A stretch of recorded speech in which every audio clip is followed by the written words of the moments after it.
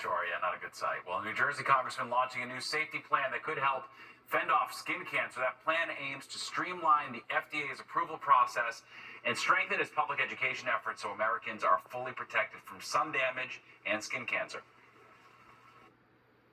1 in 5 Americans will develop skin cancer by the age of 70, and more than 2 people die of skin cancer in our country every single hour. It's critical that more Americans wear sunscreen, and we all have the absolute best latest products on the market to protect ourselves. All right, in addition, Congressman Gottheimer plans to establish a process for non-animal testing and drug development that would ensure getting more effective sunscreens onto the market faster.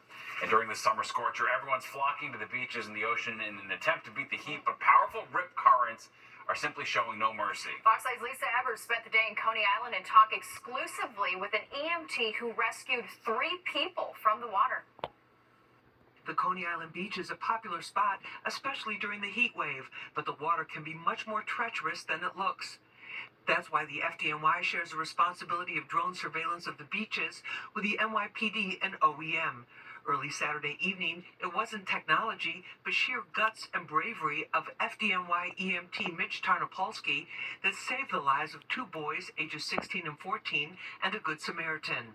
As soon as I get on the radio and I told my dispatchers, I took the shirt off, I took my boots off, and I jumped right into the water. And I swam about 100 yards out, seen him in distress, grabbed him. But this EMT, who was a lifeguard for 8 years, tells me the hardest part of the rescue was not yet over. On the way back, I seen his brother also in distress. Told the initial brother to grab the brother, and we started swimming back. The brave EMT and expert swimmer made a human chain to safety. The one on my left hip, and then as we're swimming back, I told him to grab his brother and hold him while we're swimming back together. The other members of the FDNY EMT Gator unit, who are specially trained to handle water emergencies, quickly arrived. Without hesitation, jumped into the water, helped me bring them out. Once we got them to the shoreline, I went back to the 3rd victim that was trying to help the 2 initially to help him come back into the shoreline.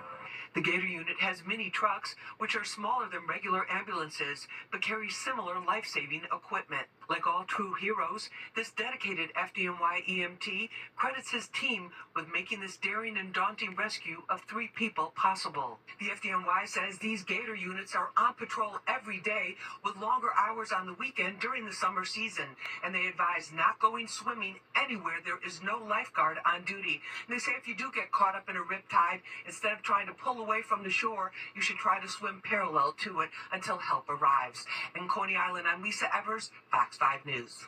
Well, after years of waiting, is the Hudson Rail Tunnel project finally back on track? All right, we'll have details on the billions of dollars coming its way and how it will hopefully speed up everyone's commute. That is the hope, and there's Mayor Adams taking out the trash, literally, while you're about to see a lot more of these garbage bins across the city.